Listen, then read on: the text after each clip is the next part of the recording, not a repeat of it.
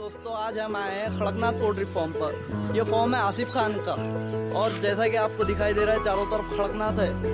खड़कनाथ मुर्गी है और ये मुर्गी हमें 130 का एक बच्चा मिला था और एक कंपनी कहती है कि ये 3 महीने में 1 किलो के ऊपर हो जाएंगी और ये 3 महीने में 1 किलो के ऊपर हो जाएंगी और ये कंपनी हमारे पास से 300 रुपये का एक बच्चा लेकर जाएंगी।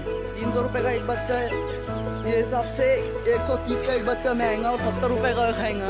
ये इधर बैग है इनकी खाने की, इधर पानी है, इधर खाना है और ये 3 महीने में बड़ा हो जाएगा।